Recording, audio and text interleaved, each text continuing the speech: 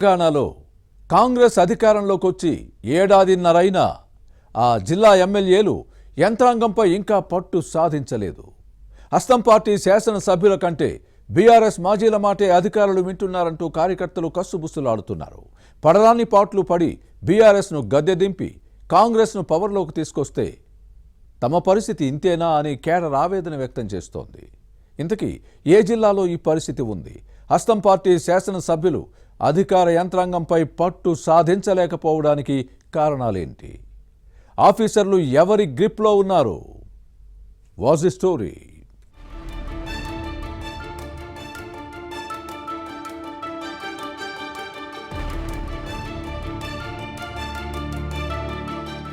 తెలంగాణలో కాంగ్రెస్ అధికారంలోకి వచ్చి ఏడాదిన్నర కావస్తోంది. సీఎం రేవంత్ రెడ్డి మొదలు మంత్రుల వరకు పాలనా వ్యవహారాల్లో ఉరుకులు పరుగులు పెడుతున్నారు. తమ అజెండా అమలు చేసేందుకు అధికారుల్ని రన్నింగ్ చేస్తున్నారు. కానీ నిజామాబాద్ జిల్లాలో పాలకపక్ష నేతలు మాత్రం పాలనా వ్యవహారాలు ఏమీ పట్టనట్టుగా ఉంటున్నారు. అధికార యంత్రాంగంపై పట్టు సాధించలేదు. ఇంకా తమదైన ముద్ర వేయలేకపోతున్నారు. ఇప్పటికీ ప్రభుత్వ శాఖల్లో ప్రగతి పనుల్ని సమీక్షించే నాదుడే లేకుండా పోయారు. దీంతో జిల్లా స్థాయి అధికారుల తీరు ఆడిందే ఆట పాడిందే పాట అన్నట్లుగా మారింది. రాష్ట్ర కేబినెట్ లో నిజామాబాద్ జిల్లాకు ప్రాతినిధ్యమే లేకుండా పోయింది. ఏడాది క్రితం నియమితులైన జిల్లా ఇన్ఛార్జ్ మంత్రి జూపల్లి కృష్ణారావు చుట్టపు చూపుగా వచ్చి వెళ్లడం తప్ప ఇక్కడి వ్యవహారాల్ని అంతగా పట్టించుకోవడం లేదు.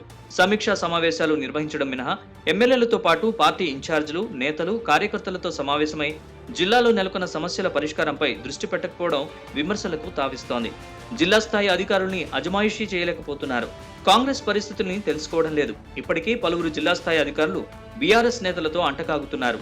రెవెన్యూ, పోలీస్, మున్సిపల్, పంచాయతీరాజ్ శాఖల్లో అధికార పార్టీ నేతలు కనీసం జోక్యం చేసుకోలేని పరిస్థితి ఉంది.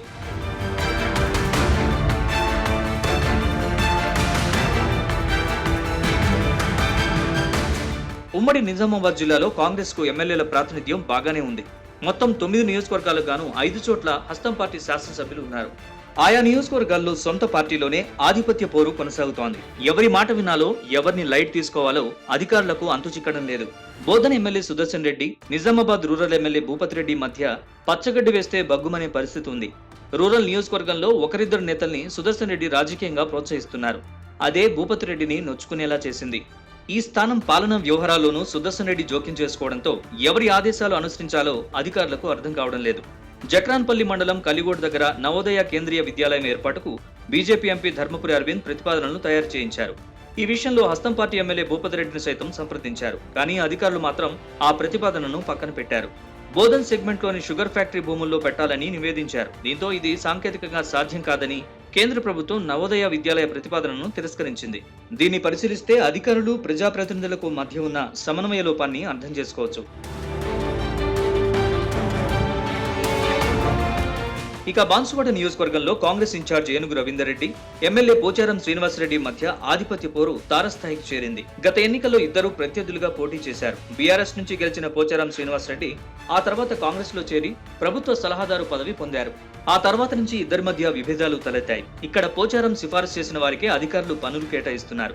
దీంతో పోచారం వెంట కాంగ్రెస్ లోకి వచ్చిన మాజీ గులాబీ నేతలకే ప్రాధాన్యత దక్కుతోంది. దీంతో రవీందర్ రెడ్డి అనుచరులు ఆగ్రహంతో ఉన్నారు. గత ఎన్నికల్లో కాంగ్రెస్ ఓడిపోయిన స్థానాల్లో ఇన్ఛార్జీలు కీలకంగా వ్యవహరిస్తున్నారు. కానీ కారు పార్టీ నుంచి గెలిచి కాంగ్రెస్ లో చేరిన ఎమ్మెల్యేలున్న చోట్ల శాసనసభ్యుల పెత్తనమే సాగుతోంది. దీంతో ఇన్ఛార్జీలు అసంతృప్తి వ్యక్తం చేస్తున్నారు. బోధన్లో ఇది కాస్త ఎక్కువగానే ఉంది. దీంతో తన మాట చెల్లుబాటు కావడం లేదని ఏనుగు రవీందర్ రెడ్డి ఇటీవల తన అనుచరులతో నిజామాబాద్ తరలివచ్చి ఇన్ఛార్జ్ మంత్రి జూపల్లి కృష్ణారావుకు ఫిర్యాదు చేశారు. అధికారులు తమను ఖాతరు చేయడం లేదంటూ జిల్లా కలెక్టర్ కార్యాలయం దగ్గర ఆందోళన చేశారంటే బాన్సువాడ కాంగ్రెస్ ఇన్ఛార్జ్ పరిస్థితి ఎలా ఉందో అర్థం చేసుకోవచ్చు. అయినా ఇలాంటి వారిని పట్టించుకునే వారే లేరు.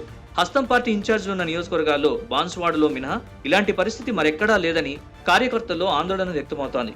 భవిష్యత్తులో అయినా మారుతుందో లేదో చూడాలంటున్నారు కాంగ్రెస్ క్యాడర్.